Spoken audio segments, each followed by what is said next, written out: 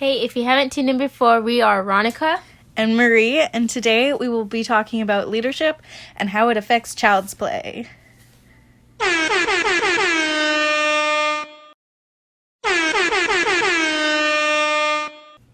We wanted to give you guys our definition of leadership. Leadership can be described in many ways based on an individual's experience. Leadership to me is about having a safe milieu and having room to develop as an individual. I also agree that leadership is based on different experiences because for me, leadership is being a role model and setting comfortable boundaries. However, from our textbook, Time and 25th Anniversary Edition, the book describes 3 different types of leaders: authoritarian, laissez-faire, and democratic. People do not necessarily like the authoritarian leadership style because it is more controlling and it does not allow participants to become independent. However, they really focus on the behavior of the group, making sure no one rebels. For example, in the Journal of Educational Psychology, coaching efficiency is defined as perceptions or judgments about the degree of confidence coaches have about their capacity to affect the learning and performance of their athletes. Laissez-faire is a leadership style that is completely opposite of authoritarian. It gives a lot of freedom to the participants, however, a little too much that it can be not safe for the participants. For example, in the article Coaching Efficiency, Player Perceptions of Coaches' Leadership Styles and Team Performance in Premier League Soccer. One major limitation of the research has been its bias towards coaches, self-evaluations, and minimal attention to athletes' perceptions of the relationships. Then there is democratic leadership, which is in the middle of authoritarian and laissez-faire. It demonstrates team building and decision-making together. For example, pragmatic leadership, which is also democratic leadership, are more likely to use emotional pulls with small groups or intimate audiences. Similarly, the types of emotional displays made by these leaders were often consistent with the leadership style. For example, charismatic leaders use positive emotional tactics instead of negative emotional tactics. There are also many leadership qualities that affect our leadership styles, such as positive attitude, dependable, responsible, organized, flexible, and effective communicator, and behavioral manager. Our first quality is a positive attitude.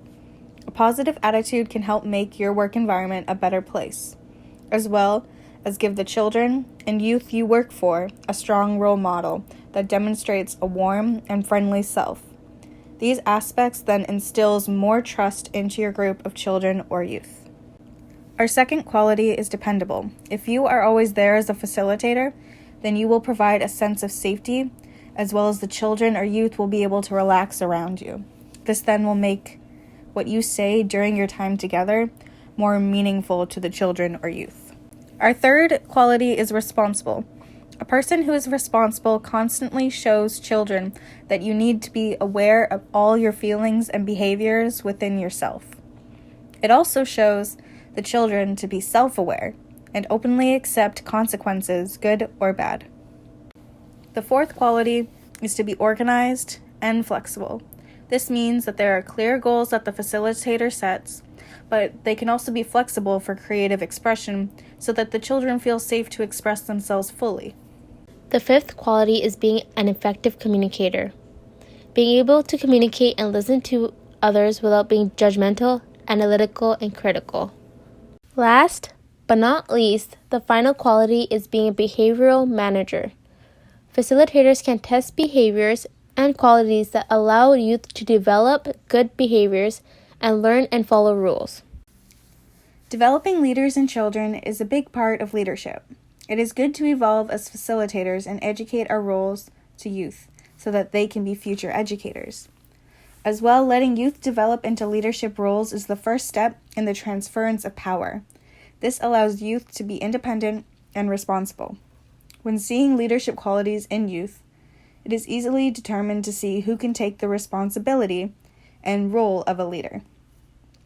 If they can take that role, assigning leadership roles and responsibilities can be beneficial to pursue that role.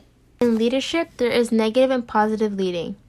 Negative leading is when youth try to influence bad behavior, leading them to be uncooperative or hurtful to the leader or other individuals in the group.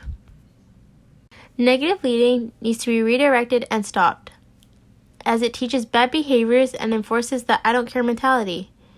Negative leading shows youth that taking the role as a facilitator, it is not important, which shows youth that you do not care, let alone wanting to be there.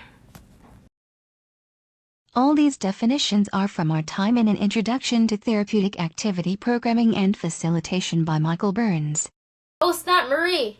What? We're running late for Justin's class. Oh my gosh, you're totally right, Ronica. We gotta go. Okay, bye Bye, guys. Thanks Thanks for for watching. watching / listening. Peace. Bye.